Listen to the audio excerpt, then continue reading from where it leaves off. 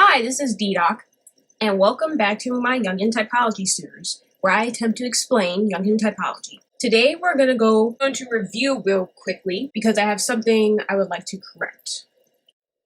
So in the last video, we talked about cognitive functions, the difference between object and subject, orientation, which is extroversion and introversion, data role, which is perception versus judgment, and temperament role. So, now we're going to go into what I refer to as Michael Peirce's empirical versus interpretative. Here we have some definitions.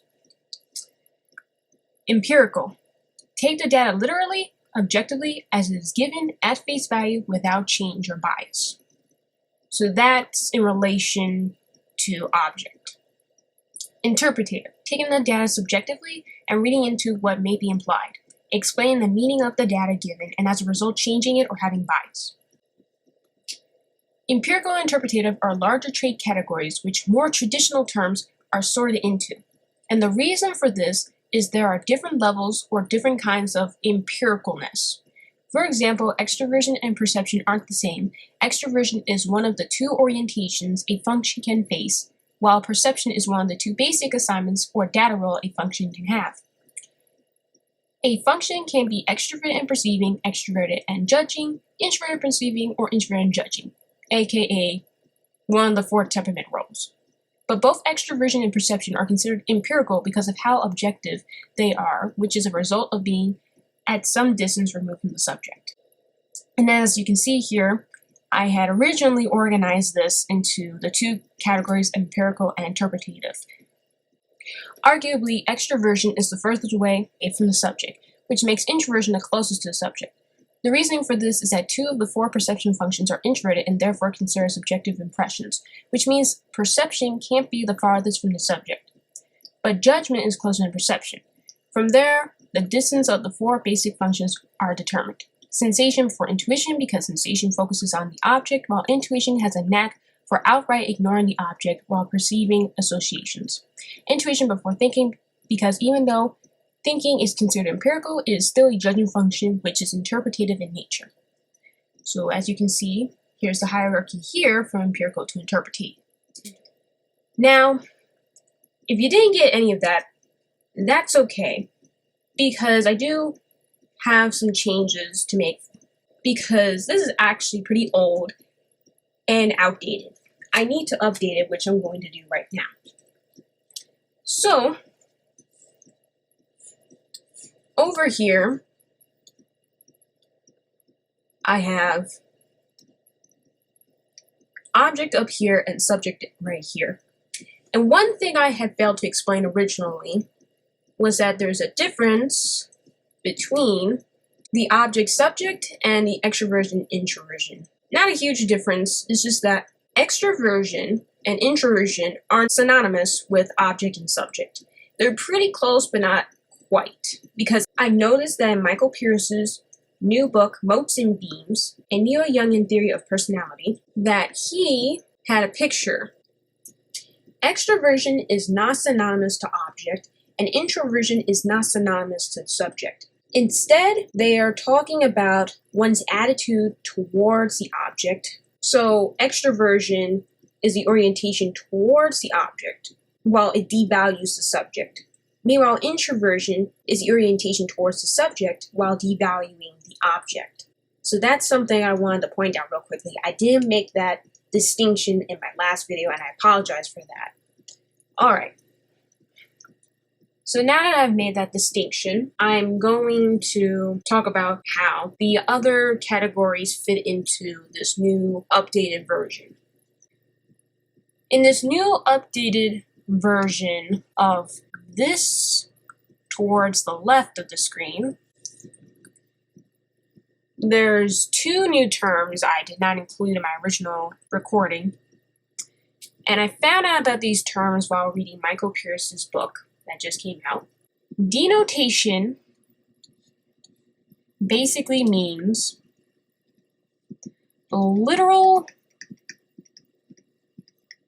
meaning, usually in reference to words in like the dictionary, but In this case, it's the literal meaning of information. So for example, when you look at the color red, you're not extrapolating any other information from the color red. It is simply red. There's no extra meaning to it. There's no hidden lesson to learn from it. It's simply the color red is literally red. It is what is just simply there. Whereas with connotation, it's implied or given. So for going with the same example, you look at the color red and you might think of blood or roses or an apple, things that come to mind that can associate with the color red but are not the same as the color red. They add extra. Denotation and connotation, you can say, are more of the empirical interpretative when it comes to original definitions like you'll find in the dictionary. Connotation specifically being very interpretative. And the reason why these two terms are important is because this is what divides the temperament role into further categories. So you get the 8 cognitive functions. So before, we had introvert judging, extrovert judging, introvert perceiving, extrovert perceiving, right? And according to my chart so far, those would fit in. Extrovert perceiving would be here, introvert perceiving would be here, extrovert judging would be here, and then in last place would be introvert judging. All right, so those are the temperament roles. But then when you add the distinction, denotation, and connotation, you further then divide those temperament roles.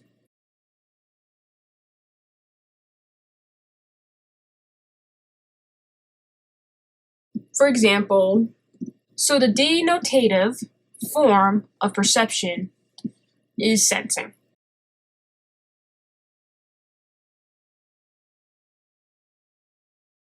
It's sensation. The denotative form of an extrovert perceiving function is extrovert sensation. The connotative form of perception is intuition.